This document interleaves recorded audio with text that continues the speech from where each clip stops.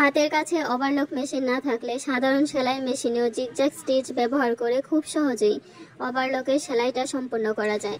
Overlock হচ্ছে একটি সেলাই পদ্ধতি যা কাপড়ের প্রান্ত বা ধারের সুরক্ষার জন্য ব্যবহৃত হয়। এটি সাধারণত ওভারলক মেশিন দিয়ে তৈরি করা হয়। সাধারণত আমরা কাপড়ে ওভারলক করে থাকি কাপড়ের প্রান্ত ছেঁড়া থেকে রক্ষা করা। কাপড় কাটার পর কাপড়ের ধারে সুতাগুলো আলাদা হয়ে যেতে পারে। ওভারলক করলে প্রান্ত শক্ত ও সুরক্ষিত থাকে। সেলাইয়ের সৌন্দর্য বৃদ্ধি করা, পোশাকের ভেতরের কাজ সুন্দরভাবে সম্পন্ন হয়, পেশাদার ফিনিশিং পাওয়া যায়।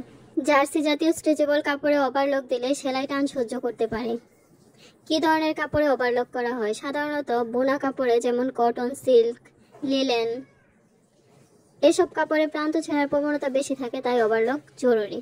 জিন্স কাপড়গুলো সাধারণত একটু ভারী হয়, আর এই ভারী কাপড়গুলোর ছেঁড়া আটকাতে ওভারলক করা হয়। সাধারণত কাপড়ের মধ্যে ওভারলক দিলে সেলাই আরও মসৃণ হয় এবং প্রান্ত ছেঁড়ে না। আজকে আমরা যে কাপড়টা সেলাই করছি সেটা সাধারণত জর্জেট কাপড়, আর এই কাপড়ের মধ্যে সুতা ওঠার একটা বিশাল রকম চান্স থাকে, তাই আমরা এখানে ঝিকঝাক সেলাইয়ের মাধ্যমে একটা ওভারলক করে নিচ্ছি। যেহেতু আমাদের হাতের কাছে সেলাই মেশিন, ওভারলক করার যে সেলাই মেশিনটা আছে সেটা নেই, তার কারণে আমরা ঝিকঝাক করে খুব সুন্দরভাবে এই সেলাইটা করে নিচ্ছি।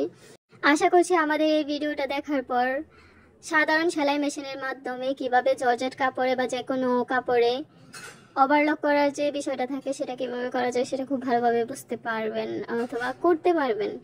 যাই হোক, আমাদের আজকের ভিডিওটা এই পর্যন্ত। যারা এতক্ষণ খুব সুন্দরভাবে আমাদের ভিডিওটা দেখে আসলেন তাদেরকে অনেক অনেক ধন্যবাদ।